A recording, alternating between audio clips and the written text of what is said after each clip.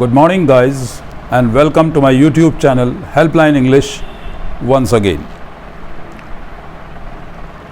आज मैं आप लोगों को इंग्लिश के एक बहुत इम्पॉर्टेंट कॉन्सेप्ट देयर इज़ और देयर आर के बारे में बताने जा रहा हूँ, जो इंग्लिश में बहुत इम्पॉर्टेंट होता है और अक्सर कहीं ना कहीं यूज़ होता है। लेकिन इससे पहले कि हम आगे बढ़ें, मैं चाहूँगा कि आप मेरे इस channel helpline English by Imran Jalil को लाइक करें, सब्सक्राइब करें और शेयर भी ज़रूर करें, ताकि मैं ज़्यादा से ज़्यादा लोगों तक पहुंच सकूं और लोग इस वीडियो से फ़ायदा उठा सकें। मैं अपनी वीडियोस हिंदी और उर्दू में ही बनाता हूं ज़्यादातर, ताकि वो लोग जो कम इंग्लिश समझ पाते हैं या जिनको इंग्लिश में लेक्चर समझने में परेशानी होती है, वो आसानी से इन सारे कॉन्सेप्ट्स को समझ सकें। तो चलिए हम बात करते हैं देयर इज़ और देयर आर की। लेकिन मेरे चैनल को सब्सक्राइब करना ना भूलें, लाइक और शेयर भी करना ना भूलें, please, this is a request. तो हम आगे बढ़ते हैं और देयर इज़ और देयर आर की बात करते हैं। इंग्लिश में जब हमें कोई ऐसी बात कहना होती है जिसमें कि हम किसी चीज़ के होने की बात करते हैं, उसके अस्तित्व की बात करते हैं, उसके वजूद की बात करते हैं, उसके एग्जिस्टेंस की बात करते हैं, तो देयर इज़ अगर एक चीज़ है, देयर आर अगर बहुत सारी चीज़ें या बहुत सारे लोग हैं। For example, there are 5 people in my family, मेरी फैमिली में 5 लोग हैं, ठीक। And there is a garage in my house, मेरे घर में एक गैराज है। गैराज एक है इसलिए देयर इज़। उसके होने की बात, उसके अस्तित्व की बात, उसके वजूद की बात बिना देयर इज़ के अगर मैं कहूँ गैराज इन माई हाउस, तो ये इंग्लिश के वर्ड्स हो गए। इंग्लिश का सेंटेंस कंप्लीट सेंटेंस या सेंसिबल सेंटेंस नहीं हुआ। जब तक वो एक सेंसिबल सेंटेंस नहीं होगा तो इंग्लिश में उसको मान्यता नहीं दी जाएगी। वो सिर्फ इंग्लिश के वर्ड्स होंगे, सेंटेंस नहीं होगा। तो जब मुझे बताना है कि कोई चीज़ है, चाहे धूल का एक ज़र्रा है, एक कण है धूल का मेज़ के ऊपर, तो मैं कहूँगा look there is dust on the table, देखो मेज़ के ऊपर धूल है। तो आप कहें साहब धूल तो इतनी सी चीज़ है, उसका एक ज़र्रा है, इसको देयर इज़ से क्या कहना। इंग्लिश में अगर वो चीज़ है, उसका अस्तित्व, उसका वजूद, उसकी एग्जिस्टेंस है, तो हमें देयर इज़ कहना ही पड़ेगा। There are 2 degree colleges in my city, मेरे शहर में 2 डिग्री कॉलेजेस हैं, तो 2 हैं तो देयर आर हो गया, क्योंकि जब हम बहुवचन या प्लूरल की बात करेंगे तो देयर आर। मैं अगर ये कहूँ इन माई सिटी 2 डिग्री कॉलेजेस, तो ये इसका कोई मतलब नहीं हुआ। बस समझ जाएंगे, एक सर्वाइवल इंग्लिश है ये, एक सर्वाइवल टैक्टिक है कि हम सर्वाइव कर सकते हैं किसी इंग्लिश एटमॉस्फेयर में, कि अपनी बात को किसी ना किसी तरह से सुनने वाले तक पहुंचा दें। तो अगर मैं ये भी कह दूं कि 2 degree colleges in my city, तो सुनने वाला समझ तो जाएगा, लेकिन वो ये भी समझ जाएगा कि मुझे इंग्लिश आती नहीं है। लेकिन जब हम भाई बहनों की बात करते हैं तो देयर आर से बात नहीं करते हैं। मेरे 2 भाई हैं, आई हैव 2 ब्रदर्स, ठीक, और मेरे 2 बच्चे हैं, आई हैव 2 चिल्ड्रन, और मेरे पास एक बाइक है, आई हैव अ बाइक या आई हैव 1 बाइक। लेकिन there is a bike on the road, road पर एक बाइक है, वो मेरी नहीं है, उसका स्वामी या उसका मालिक मैं नहीं हूँ, उसका संबंध मुझसे नहीं है, इसलिए वो चीज़ जो है वो मुझसे अलग है, उसका मुझसे कोई संबंध नहीं है, उसको तो मैं देयर इज़ से कहूँगा। लेकिन जो बाइक मेरे पास है उसको मैं कहूँगा आई हैव 1 बाइक या आई हैव अ बाइक। आपके पास कोई चीज़ है, do you have an account in ICICI bank, क्या आपके पास ICICI बैंक में अकाउंट है? आपके पास है, क्या आप उस बैंक के अकाउंट के मालिक हैं? इसलिए डू यू हैव, तो इज़ देयर से नहीं होगा। तो देयर इज़ और देयर आर से हम वो चीज़ें बताते हैं जो होती तो हैं, लेकिन उनसे हमारा कोई संबंध नहीं होता है, सीधा या डायरेक्ट रिलेशनशिप हमारी उनसे नहीं होती है, ठीक। जैसे there is a car on the road, road पर एक कार है, लेकिन वो कार किसकी है मैंने आपको ये नहीं बताया, क्योंकि मुझे उससे मतलब नहीं। मैं सिर्फ ये बता रहा हूँ कि वो चीज़ है और एक है, तो there is a car on the road. लेकिन अगर वो कार मेरे पास है या मेरी है, मेरी मिल्कियत है, मैं उसका मालिक हूँ, मैं उसका स्वामी हूँ, तो मैं कहूँगा I have a car, I have an old car, मेरे पास एक पुरानी कार है, तो वो मेरी है तो आई हैव से बनाऊँगा, ठीक है। लेकिन there are 2 degree colleges in my city, मेरे शहर में 2 डिग्री कॉलेजेस हैं, वो मेरे नहीं हैं। लेकिन I have some property in Mumbai, Mumbai में मेरी कुछ प्रॉपर्टी है, वो मेरी है, उसके कागजात मेरे पास हैं, उसका मालिक मैं हूँ, उसका स्वामी मैं हूँ, जो भी कुछ है मतलब उसका कर्ता धर्ता मैं हूँ, उसका डायरेक्ट संबंध मुझसे है, तो I have some property in Mumbai. लेकिन मैं वैसे ही आपको बता रहा हूँ कि मुंबई में कुछ प्रॉपर्टी है सेल के लिए, मतलब वो बिक रही है, तो मैं कहूँगा there is some property in Mumbai that is for sale. Mumbai में कुछ प्रॉपर्टी है जो बिक्री के लिए है, वो मेरी नहीं है, मेरे किसी रिश्तेदार की नहीं है, मेरा उससे कोई सीधा संबंध नहीं है, बिक रही है, मैंने आपको बताया। तो जब हम किसी ऐसी चीज़ की बात करेंगे जो कि कहीं पर है लेकिन हमारी है या नहीं है इससे कोई मतलब नहीं, तो उसके लिए हम देयर इज़ और देयर आर का यूज़ करेंगे। लेकिन देहरादून में मेरे बहुत सारे दोस्त हैं, I have many friends in Dehradun, वो दोस्त मेरे हैं, मेरा उनसे भावनात्मक या जज्बाती रिश्ता है, वो मेरे हैं, मेरे दोस्त हैं।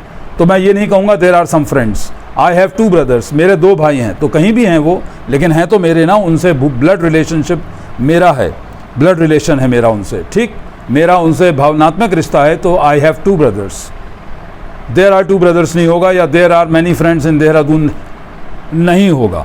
इसी तरह से जब हम देयर इज़ और देयर आर का सवाल पूछेंगे तो वो इज़ देयर और आर देयर में बदल जाएगा। Is there a garage in your house, ये सवाल पूछ रहा हूँ मैं, क्या आपके घर में गैराज है। Is there a canteen in your college, क्या तुम्हारे कॉलेज में कैंटीन है। Is there a library in your college, क्या तुम्हारे कॉलेज में लाइब्रेरी है। एक एक चीज़ की बात कर रहा हूँ तो इसलिए इज़ देयर। लेकिन जब मैं किसी ऐसी चीज़ की बात करूँगा जो कि एक से ज़्यादा की कल्पना कर रहा हूँ मैं, are there any good book shops in this area, क्या इस एरिए में कोई अच्छी किताबों की दुकानें हैं। दुकानें, दुकान नहीं, shops. Are there any good shoe shops here, क्या यहाँ पर कुछ अच्छी जूतों की दुकानें हैं। तो आर देयर से बनेगा, क्योंकि मैं एक दुकान की बात नहीं कर रहा हूँ। लेकिन is there an ATM nearby, क्या यहाँ करीब में कोई ATM है। Is there a petrol pump near here, क्या यहाँ करीब में कोई पेट्रोल पंप है। तो एक पेट्रोल पंप है तो इज़ देयर। बहुत सारी दुकानें हैं तो are there any. Are there any children in your batch, क्या आपके बैच में कोई बच्चे हैं। तो बच्चे बहुत सारे हैं, बच्चा नहीं बच्चे। लेकिन there are no children in my batch, ये मैं मना कर रहा हूँ। देयर आर नो चिल्ड्रन या देयर आरंट एनी चिल्ड्रन, दोनों का मतलब एक ही है, चाहे आप देयर आर नो चिल्ड्रन कहें या देयर आरंट एनी चिल्ड्रन कहें, दोनों का मतलब एक ही माना जाएगा। अब देखिए ये 2 सेंटेंसेस कंपेयर करिए। I have 2 shops at Civil Lines, Civil Lines एक इलाका है रामपुर का, तो I have 2 shops at Civil Lines, Civil Lines पर मेरी 2 दुकानें हैं, वो मेरी हैं तो आई हैव। लेकिन there is a shop in front of my house, मेरे घर के सामने एक दुकान है, वो मेरी नहीं है, किसी की भी हो सकती है, XYZ कोई भी हो सकता है उसका मालिक, तो वो मेरी नहीं है, थर्ड पर्सन की है। तो देयर इज़ अ शॉप, मैं उस शॉप के होने की बात कर रहा हूँ, उसकी मिल्कियत की बात नहीं कर रहा हूँ कि उसका स्वामी या उसका मालिक कौन है। मैं सिर्फ ये बता रहा हूँ कि एक दुकान है, तो कोई चीज़ भी है तो उसके लिए हमें देयर इज़ कहना पड़ेगा। बहुत सारी चीज़ें हैं तो देयर आर कहना पड़ेगा। पूछेंगे तो इज़ देयर और आर देयर का इस्तेमाल होगा। Is there any milk in the fridge, is there any milk in the fridge, क्या फ्रिज में कुछ दूध है, चाय बनाना है मुझे, मैं पूछ रहा हूँ। मिल्क अनकाउंटेबल है इसलिए इज़ देयर एनी से पूछा जाएगा। जो चीज़ें गिनी नहीं जा सकती उन्हें अनकाउंटेबल कहते हैं और उनका सवाल इज़ देयर और एनी से बनेगा हमेशा। Is there any sugar in the tin, tin कहते हैं वो डब्बा प्लास्टिक का हो या टिन का हो, किसी भी चीज़ का हो। तो is there any sugar in the tin, क्या टिन के अंदर कुछ चीनी है या कुछ शक्कर है। लेकिन are there any eggs in the fridge, क्या फ्रिज में कोई अंडे हैं। अंडे एक से ज़्यादा गिने जा सकते हैं, दे आर काउंटेबल, इसलिए आर देयर एनी से पूछा जाएगा। Uncountable is there any tea in the flask, क्या फ्लास्क के अंदर कुछ चाय है, तो चाय अनकाउंटेबल है। ठीक है, चाय के कप्स काउंटेबल हैं लेकिन चाय अपने आप में अनकाउंटेबल इंग्लिश में मानी जाती है। तो राइस है, शुगर है, बटर है, ऑयल है, वाटर है, टी है, मिल्क है, ये सब अनकाउंटेबल माने जाते हैं। इनका सवाल हमेशा इज़ देयर और एनी से पूछा जाएगा। लेकिन वो चीज़ें जो काउंट कर सकते हैं हम, चाहे 1 हों या 1000 हों या 1 लाख हों, उन्हें हम गिन सकते हैं, उनकी गणना कर सकते हैं, वो हमेशा आर देयर एनी से पूछा जाएगा। Are there any chairs in your classroom, क्या तुम्हारे क्लासरूम में कुछ कुर्सियाँ हैं, तो कुर्सियाँ 1 हों या 1 लाख हों हम गिन सकते हैं। लेकिन is there any rice in the bowl, क्या बोल के अंदर कुछ चावल हैं। चावल हम गिनते नहीं हैं कि मैंने आज 250 चावल खाए या मैंने 300 चावल खाए या 450 चावल खाए, हम कहते हैं थोड़े से चावल खाए। तो चावल को हम शक्कर को, चीनी को, दूध को, पानी को, चाय को गिनते नहीं हैं। इसलिए अनकाउंटेबल का सवाल इज़ देयर एनी से, और वो चीज़ें जो काउंटेबल हैं जिनको हम गिन सकते हैं वो आर देयर एनी से। मैंने एक होटल में रूम बुक कराया, चलते टाइम मुझे पूछना था क्या इस रूम में AC है, तो किसी भी रूम में एक ही एसी हो सकता है, चारों दीवारों पे 4 एसी तो नहीं होते हैं, तो उसकी कल्पना यह है कि वो एसी एक होगा। तो is there an AC in this room, is there an AC, any नहीं, ध्यान रखिए, is there an AC in this room. अब देखिए मैं आपको देयर आर का एक और एग्जाम्पल दे रहा हूँ। There are 2 apps that increase the battery backup of your phone. There are 2 apps that increase the battery backup of your mobile या your phone. 2 apps हैं जो आपकी बैटरी का बैकअप बढ़ा देते हैं मोबाइल फ़ोन का। तो वो ऐप्स कहीं पर हैं, वो ऐप्स ना तो मेरे हैं, ना आपके हैं, ना मेरे घर में किसी के हैं, लेकिन कहीं ना कहीं हैं, वो उनका वजूद है, उनका अस्तित्व है, वो एग्जिस्ट करते हैं। तो जो चीज़ें एग्जिस्ट करती हैं, चाहे वो एक धूल का ज़र्रा हो तो भी हम यही कहेंगे there is dust on the table, मेज़ पर धूल है, तो वो चीज़ है तो देयर इज़, चीज़ें हैं तो देयर आर। पूछेंगे तो आर देयर, अगर एक चीज़ के बारे में पूछेंगे is there a pen in your pocket, क्या तुम्हारी जेब में पेन है। लेकिन जब मना करेंगे तो देयर इज़ंट, जो कि देयर इज़ नॉट का शॉर्ट फॉर्म है, देयर इज़ नो भी कह सकते हैं, देयर इज़ंट भी कह सकते हैं। There is no pen in my pocket या there isn't a pen in my pocket. Any नहीं कहेंगे, ये ध्यान रखिए, एनी अनकाउंटेबल के लिए या एक से ज़्यादा चीज़ों के लिए। लेकिन हम एक पेन की बात कर रहे हैं कि मेरी जेब में कोई पेन नहीं है, एक पेन की बात हो रही है, तो देयर इज़ंट अ पेन या there is no pen in my pocket. इस तरह से हम देयर इज़ और देयर आर का यूज़ करेंगे। मैं समझता हूँ, मुझे पूरा विश्वास है कि आप लोग समझ गए होंगे कि देयर इज़ और देयर आर इंग्लिश में हम कैसे यूज़ करते हैं और कहाँ कहाँ यूज़ करते हैं, किस सिचुएशन में यूज़ करते हैं। लेकिन मैं फिर एक बार याद दिला दूँ कि अगर वो चीज़ आपकी है या आपसे रिलेटेड है तो उसको आई हैव से बनाइए। आई हैव अ बाइक, वो बाइक मेरी है, मेरे घर में खड़ी रहती है, मैं उस पर चढ़ता हूँ, मैं यूज़ करता हूँ।